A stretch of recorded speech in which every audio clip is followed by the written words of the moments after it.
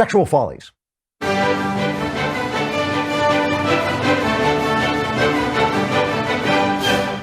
So I'm going to do this fast, but I really have to play all these clips. Bill Clinton, you'll remember, a couple of weeks ago was asked about, in an interview, he's got a new novel out that he co-wrote with James Patterson, right?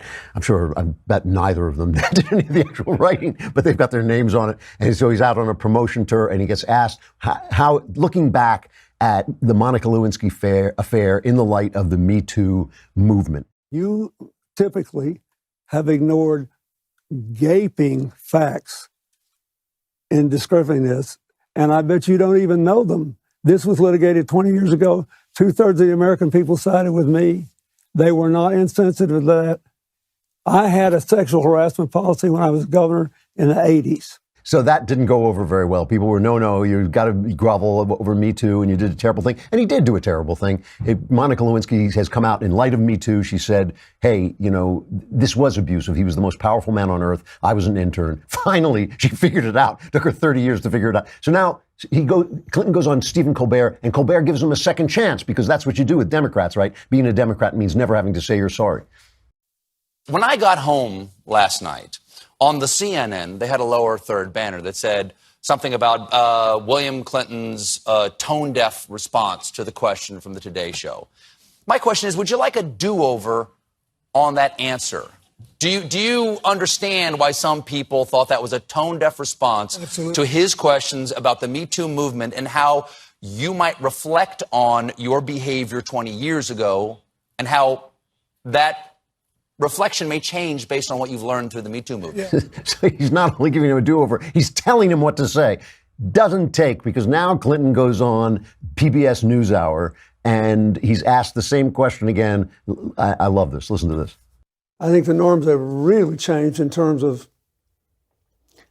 what you can do to somebody against their will, how much you can crowd their space, make them miserable at work. You don't have to physically assault somebody to make them uncomfortable at work or at home or in their just walking around.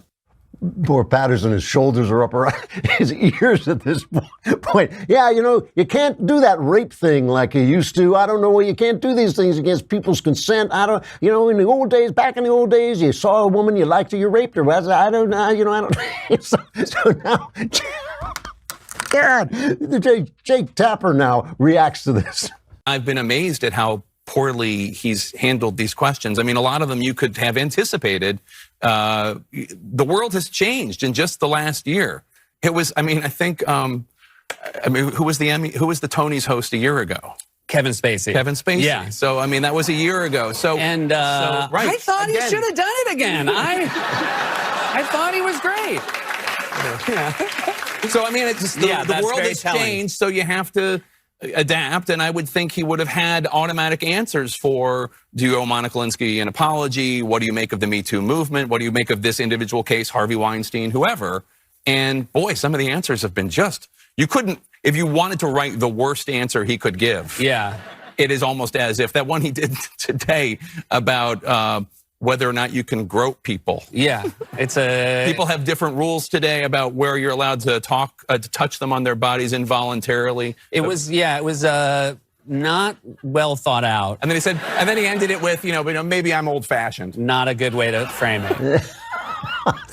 He's amazed because they cannot accept this is who Bill Clinton is, first of all, and they can't accept that the Me Too movement has got it wrong. It's not about men and women. It's about these men and women. It's about Clinton and women. It's about Weinstein and women. It's about men who treat women like this. It's not about all men. It's not about men and women at all. It really is about these guys and their characters and what they are like, and that Bill Clinton is like it and they supported him. That is really what it is about. And by the way, if you're thinking to yourself, yeah, well, Trump too, hey, I'll tell you, Trump too is absolutely right, except I don't think Trump is doing any of that anymore, because I think Melania would simply shoot him dead on the White House lawn.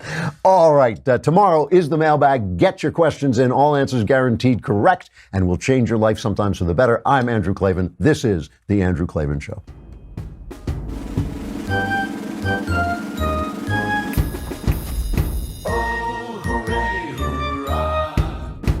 The Andrew Klavan Show is produced by Robert Sterling. Executive producer, Jeremy Boring. Senior producer, Jonathan Hay. Our supervising producer is Mathis Glover. And our technical producer is Austin Stevens. Edited by Emily Jai. Audio is mixed by Mike Cormina. Hair and makeup is by Jesua Alvera. The Andrew Klavan Show is a Daily Wire Forward Publishing production. Copyright Forward Publishing 2018.